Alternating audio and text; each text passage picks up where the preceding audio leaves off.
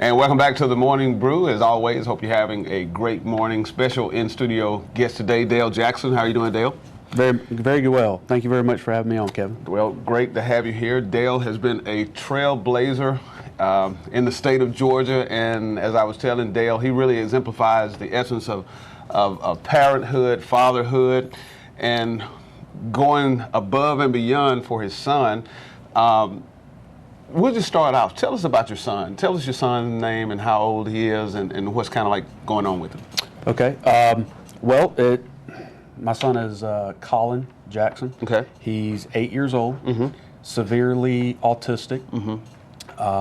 What that means for him and his form of autism is that he would be considered very low functioning. Okay. He didn't start to walk until he was around 4 or 5 years old. Wow. Which is obviously a struggle. When he was an infant, he was having what they call generalized seizures, where basically when he was born, he was having a constant seizure up until the time he was roughly about 18 months old. And of course, obviously, my wife Sarah and I, noticed his delayed development, and that's when we got him checked out, and he is still non-verbal, so he's never really spoken any words. He is just now beginning to learn how to communicate with us in his own way. Wow. So At 8. at 8. Dale, I can't fathom what the struggles have been like for you and your family.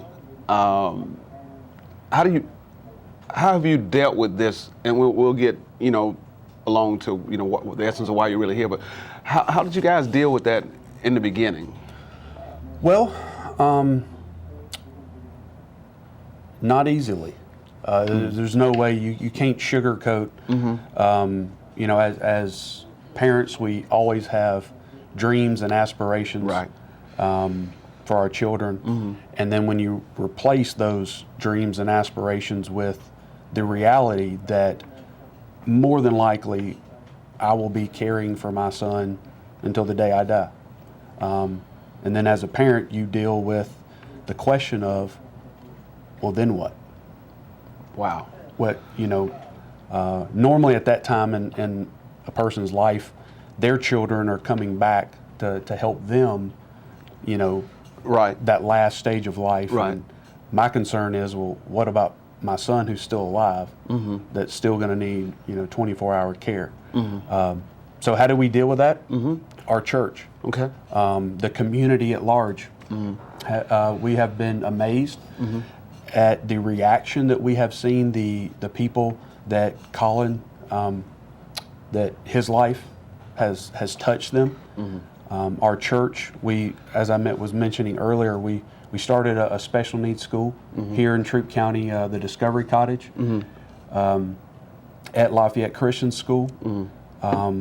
My church, Sovereign Grace Church, just so happens that our minister, his wife, has a 30-year-old autistic brother. Wow. Who's severely affected as well. And so she obviously has a passion.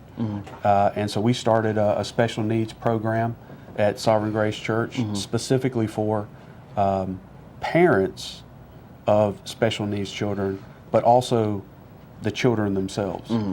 So. Okay. So you are, can you call it a fight? Well, I know you're in a fight, but can you call it, you have been trying to allow for your son to have, I always say it wrong, what is the oil? Cannabis oil. Cannabis oil, okay, cannabis oil. So you've been fighting, how long have you been in a fight with the state of Georgia? Go ahead. Yeah, great question. And there's a story in and of itself. It's just how I became involved. And I've told it quite frequently, but it all started with my best friend and his family. He had I think at that time, a 18-year-old daughter that was literally scheduled for brain surgery because of her seizures. She had Wow. she was having seizures that were unable to be controlled with modern medicine, and their answer was that they were going to literally remove part of her brain, and she was going to have to learn to talk again, to communicate, to walk again, and because of I've been heavily involved in politics at the state capitol for the last 5 years. I knew about this movement. I'd heard about this movement of trying to legalize cannabis oil. And at that time, that was back in 2014, it was strictly for treating seizures. Okay. And so I just happened to mention it to him just to look into it. I had no idea if it would help her or not. And I believe within 3 or 4 weeks of me mentioning that to him, his family was living in Colorado and she was experiencing her first week of being seizure free. Wow. And then so the deeper I got into that, just in essence helping him, trying to gain access here in Georgia, I began to learn more and more about the potential benefits from people dealing with MS, ALS, cancer, Parkinson's. Just yesterday, I got a message from a lady that used it to treat her extreme bipolar disorder, which normally puts her into the hospital for weeks under psychiatric care. She used cannabis oil for 1 day and woke up the next day feeling great and completely, her body had kind of went through what it normally takes weeks to do. She did it in a matter of 24 hours. Obviously for me, my passion is autism. And that is obviously something I'm passionate about, but there's a specific reason, and this is another battle with perception that I face every single day. I can only imagine. Not only with me personally and our issues with autism, but society as a whole likes, I feel like that we like to think of autistic children as Rain Man. I got you. And that helps us sleep at night, I think. Or we think of the video on YouTube or Facebook of the young autistic child that is a piano prodigy. That's what we like to think of autism. The sad truth is that most autistic children, it's not pretty. It's not Rain Man. It's not the piano prodigy. It's the 4-year-old girl that her parents were having to strap her to a bed for up to 8 hours a day because she was literally biting her arm and like, there's no pretty way to say that. I mean, it was ugly. It's the single mother who wakes up every single day to her 14-year-old son, and she's afraid of him because when you're autistic and you hear these noises in your head, you feel things that you and I don't hear or can't feel. And on top of that, you can't communicate that. You can't tell your mom what you're feeling, what you're seeing, what you're hearing. And the only way they know to silence those feelings or those sounds is with just rage. They overcome those sounds with their own sounds of rage. And a lot of times it turns into literally running into a wall, beating their head against a wall. I know those parents. I hear those stories. I see those stories. And thankfully, after they contact us, I also get to hear those stories of that same single mother who just yesterday told me that she was able to take her son to the grocery store. I don't think parents can, unless you're there, unless you walk through that yourself, you cannot understand the joy. Wow. And just taking your child in public and not being scared to death of what's going to happen next. What is going to be that sound or that noise that triggers their next outburst, or triggers them to just run, to run away from whatever they're hearing, whatever they're seeing, and that oftentimes turns into running into traffic. And an autistic child doesn't comprehend danger. And to be able to help those families is definitely something that makes it all worthwhile. With that being said, and I'm sure there are a lot of cases across the state of Georgia, why is it difficult to have this all legalized so people such as your family and other people that you're talking about have easy access to this? Why has it been such a struggle to legalize cannabis oil in the state of Georgia? Well, we're fighting, roughly 50 years of bad information. It generally, it doesn't take long to convince somebody of the medical benefits, but everybody's not willing to hear what we have to say. There's a lot of people at the state capitol that there's no pretty way to say it. They benefit from, big pharma's answer to all of the issues that we feel like it's a possible solution with cannabis oil. There's a lot of money involved in it, just as far as law enforcement. A very frustrating part is that through all of our battles at the state capitol, no one would argue against our bills.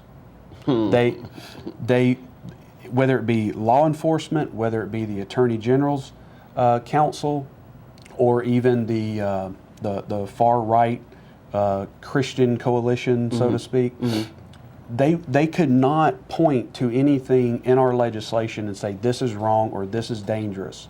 Their only argument was, if we pass this, then we're one step closer to becoming Colorado, which has full recreational legalization, which is not what we're advocating for. It's not what we're asking for. So, in essence, it all boils down to denying our children medical care just because of something that may happen 3 years down the road, 5 years down the road. And as a father, that's pretty tough to deal with. Wow. When people look at you, I know you're all over the place. You've been on television. What do you get backlash for you being in this fight and fighting for your child? Do people look at you differently, or do they say? I can only imagine that people seeing you, and it's kind of like you're fighting the state of Georgia. You're fighting the laws. So do people? You getting a backlash from that? I will say this. I have been involved politically. I'm an executive member of the Georgia Republican Party, which is quite ironic that this is my issue. But I mean, ultimately, I believe that the Republican Party stands for supposedly limited government. The number one complaint we had with Obamacare is that we feel like it's the government getting in between the doctor and the patient. I feel like that this issue is the exact same thing. Okay. But politically, do I feel the backlash? Absolutely. We were just successful in passing our resolution at the Georgia State Convention in support of cannabis oil. Overwhelmingly, the body of the convention voted in favor of our resolution. But prior to that, I'm a district chairman. All district chairmen get to name committee appointments to represent their district. All of my recommendations, including myself, was completely ignored by the state party. So, do I feel backlash? Yeah. On a personal side, those things, I draw the line at how open I am. Okay. So, I won't go there. Okay, that's good. But, yeah, it's an issue. Yes, okay. So your son had the opportunity to try some cannabis oil. Did it help him? Did it help him? Did it cure him? No. My son still has autism. But is it helping him with with his brain development, absolutely. Some of the other children I described earlier, they have extreme behaviors. Thankfully, my son does not. One day, he may wake up and have those. So we have different oils that we're helping those parents find access to. For my son, the oil that we worked with another group out of state to develop is called Colin's Voice. And it is specifically designed for autistic children that don't have those extreme rages and self-injurious behaviors. But for Colin and for children like him, his oil has a higher level of CBD. And CBD has been proven to be very beneficial for cognitive development. So, a very long answer to your question, did it help him? Absolutely. Right after we started treating him with cannabis oil, he began to understand things. Even though he didn't have those extreme rages, he would still get very frustrated. He couldn't understand when I would have to take him away from his favorite thing of say being outdoors, and because he's 8 years old and I have to change his diaper. He didn't understand that, well, we need to go inside and change your diaper, and then I'm going to let you come right back out here. And so he would get very upset. But we now it seems like that I can tell him that. Even though he can't communicate back to me, I feel like he is communicating back because he's not getting so upset when I have to just bring him inside, change his diaper, and let him go back out. Simple things that I'm sure many parents take for granted is the ability to, tell your child it's time to eat supper. And now I can tell him that, and he will get up and walk to the table and go stand at his chair. And so there's that level of communication. It's not verbal. It's certainly not perfect, but as a parent who's never had any level of communication, that's something that is amazing, and I will do anything in my power to make sure that he always has that medicine.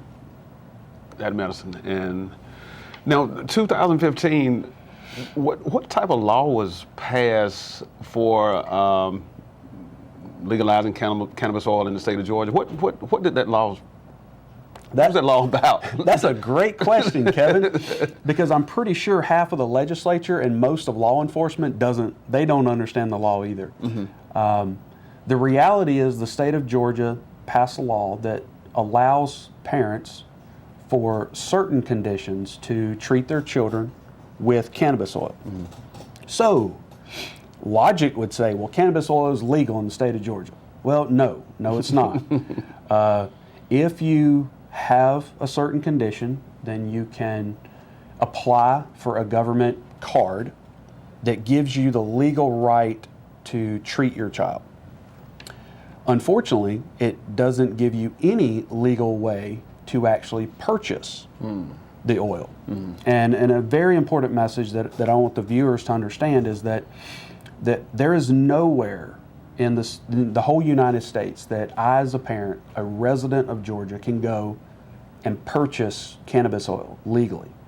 There are states where I can go and purchase a bag of weed if I did want to get high, which I don't. And I also don't want my child getting high either.